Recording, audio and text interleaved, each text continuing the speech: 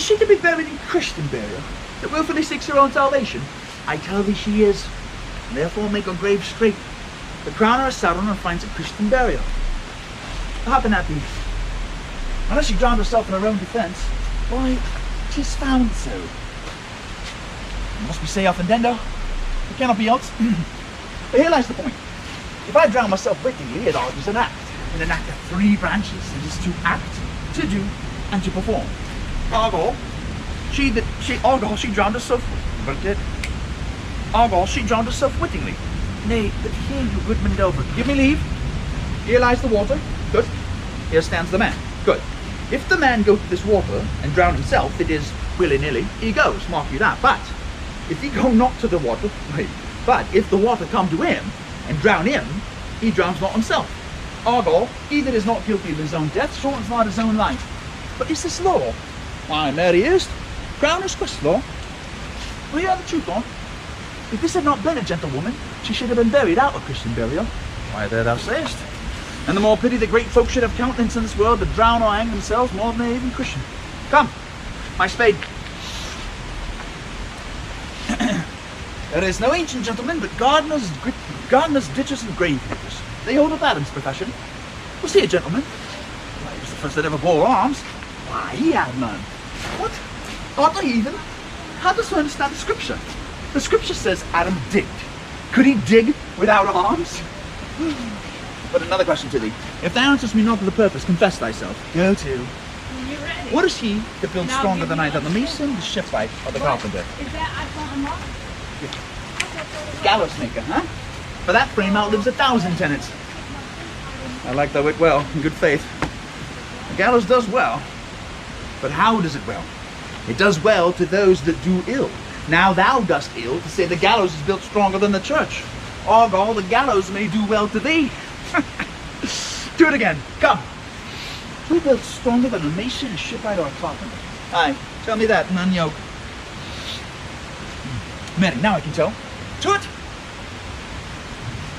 But alas, I cannot tell. Cudgel thy brains no more about it, for your dull ass will not mend his pace with beating. And when you are asked this question next, say, a grave maker. The houses that he makes will last till doomsday. Go, get thee yon, fetch me a stupid liquor. Aye.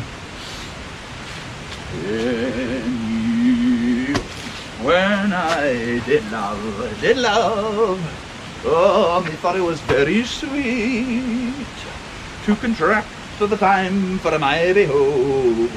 Oh, methought there was a nothing a meet. Does this fellow no feeling of his business that he sings at grave making? Customers made it a property of business. Is he and so? The hand of little employment of the daintiest sense. But age with his stealing steps hath clawed me in his clutch, and hath shipped me into the land as if I had never been such. This skull on a tongue and it can sing once. How then he jowls it to the ground as if it were Cain's jawbone that did the first murder. This might be the pate of a politician, which this ass now all reaches. One that would circumvent God, might it not? Might, my lord. Out of a courtier, which could say, good morrow, sweet lord. How dost thou, sweet lord? This might be my lord such a one that praised my lord such a one's horse when he meant to beg it, might it not? Aye, my lord, why, and so. And now my lady whirls, chatless and knocked about the mazzard with sexton's spade. This fine revolution, and me the trick to see it. These bones cost no more than breeding to play at logits with them. I'm hate to think on't. A pickaxe and a spade, for in a shrouding sheet, oh, a bit of clay for to be made, for such a guest is a meet. There's another! Why, may not that be the skull of a lawyer? Where be his quiddities now? His quilities, his cases, his tenures, and his tricks? Why does he suffer this rude knave now to knock him about the sconce with a dirty shovel, and will not tell him of his action of battery? This fellow might be, in this time, a great buyer of land, with his statutes, his recognizances, his fines, his double vouchers, his recoveries. Is this the fine of his fines and the recovery of his recoveries? To have his fine pate full of fine dirt? Will his vouchers vouch him no more of his purchases, and double ones too, than the length and breadth of a pair of indentures? The very conveyance of his lands will hardly lie in this box. And must he inherit it himself, have no more? Not a jot more, my lord. Was not parchment made of sheepskins? Aye, my lord, and of calfskins too. Yeah, sheep and calf that seek out assurance in that. I'll speak to this fellow. Whose grave's this, sirrah? Mine, sir. Oh, a bit of clay for to be made for such a guest as me. I think it be thine indeed, but thou liest in it. You lie out on, sir, therefore 'tis not yours. For my part, I do not lie in it, and yet 'tis mine. Thou dost lie in it. To be in it, say 'tis thine. 'Tis for the dead, not for the quick. Therefore thou liest. Just a quick lie, sir. Tool away again from me to you. What man dost thou dig it for? For no man, sir. What woman, then? For none neither. Who is to be buried in it? Well, there was a woman, but bless the soul, she's dead. How absolute the neighbours! We must speak by the card, or equivocation will undo us. By the Lord, Horatio, these 3 years I have taken note of it. The age has grown so picked that the toe of the peasant comes so near the heel of the courtier, he galls his guide. How long has there been a grave maker? Of all the days of the year, I came to it that day that our last King Hamlet all came forth and Ross. How long is that since? Cannot you tell that? Never can tell that. It was the very day that young Hamlet was born. He that is mad and sent into England. Aye, Mary, why was he mad? Why was he sent into England? Why? Because he was mad. He shall recover his wits there. Or if he do not, there's no great matter there. Why? There's not to be seen in him there. The men are as mad as he. How came he mad? Very strangely, they say. How strangely? He will lose his wits. Upon what ground? Why, here, in Denmark. I've been, excuse me, I've been sexton here, man and boy, 40 years. How long will a man lie on the earth ere he rot? Faith, if he be not rotten before he die, as we have many pocket corpses nowadays that will scarce hold the laying in, he will last you some 8 year or 9 year. The tanner will last you 9 year. Why, he more than another. Why, sir, his hide is so tanned from his trade that it will keep out water a great while. And your water's a sore decay of your horse and dead body. Here's a skull now. Laying you in the earth 3 and 30 years. Whose was it? Oh, some mad fellows it was. Who does he think it was? Yeah, I know not.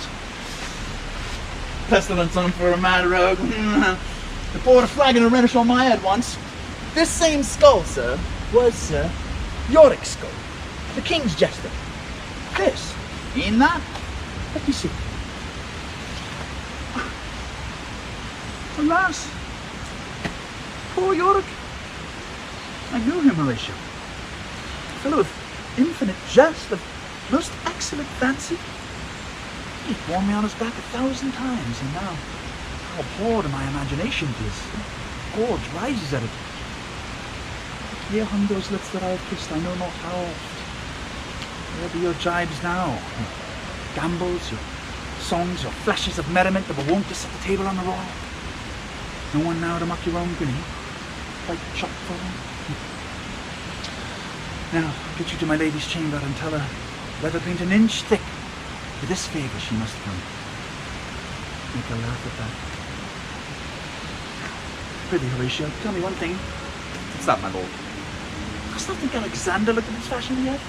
E'en so. And smelt so? E'en so, my lord. To what base uses we may return, Horatio? Why, may not imagination trace the noble dust of Alexander till we find it stuffing a bunghole? But to consider too curiously to consider so. No, faith, not a jot. But to follow him thither with modesty enough and likelihood to lead it is thus. Alexander died. Alexander was buried. Alexander returneth to dust. The dust is earth, and earth we make loam. And why of that loam whereto he was converted might they not stop a beer barrel? Imperial Caesar, dead and turned to clay, might stop a hole to keep the wind away. Oh, that earth which kept the world in awe, patch a wall to expel the winter's flame.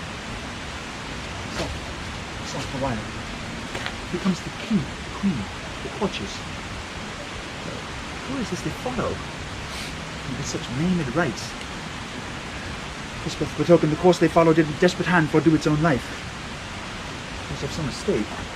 Couch wheel I'll remark. What ceremony else? That is Laertes, a very noble youth. Mark. What ceremony else? Our obsequies have been as far and large as we have warranted. Her death was doubtful, and but that great command o'ersways the order, she should on ground unsanctified have lodged to the last trumpet. For charitable prayers, shards, flints, and pebbles should be thrown on her. Yet here she is allowed a virgin krantz, her maiden struments, and the bringing home of bell and burial. Must there no more be done? No more be done! We should profane the service of the dead to sing sage requiem and such rest to her, as to peace-parted souls. Lay her in the earth, and from her fair and unpolluted flesh may violence spring. I tell thee, churlish priest, a ministering angel shall my sister be when thou liest howling. Fair Ophelia, sweet, sweet, farewell. I hope thou shouldst dip in my Hamlet's wine. I thought thy bride bed to have decked, sweet maid, and not to have strewed thy grave. Treble woe, fall 10 times treble on that cursed head, whose wicked deed thy most ingenious sense deprived thee of. Hold off the earth a while, till I have caught her once more in mine arms. Now, pile your dust upon the quick and dead, till of this flat a mountain you have made, to all top all Pelion, or the skyish head of blue Olympus. What is he, whose grief bears such an emphasis, whose phrase of sorrow conjures the wandering stars and makes them stand like wonder-wounded heroes?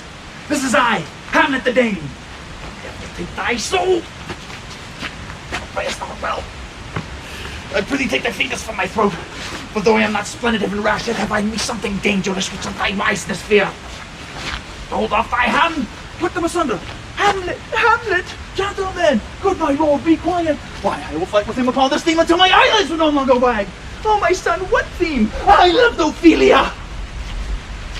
40,000 brothers could not with all their quantity of love make up my son. What wilt thou do for her? Oh, he is mad, Laertes. For love of God, show me.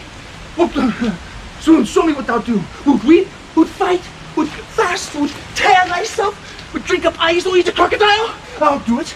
Dost thou come here to whine, to outface me with leaping in a grave? Be buried quick with her, and so will I. And if thou prate of mountains, let them throw millions of acres on us, till our ground, singeing his pate against the burning zone, make also like a wart. Nay, and now mouth or rant as well as thou. This is mere madness, and thus a while the fit will work on him. And on as patient as the female doubt, when that our golden couplets are disclosed, his silence will sit drooping. Hear you, sir. What's the reason you use me thus? I loved you ever, but it is no matter. Let Hercules himself do what he may. The cat will mew, and dog will have his day. I pray thee, good way shall wait upon him.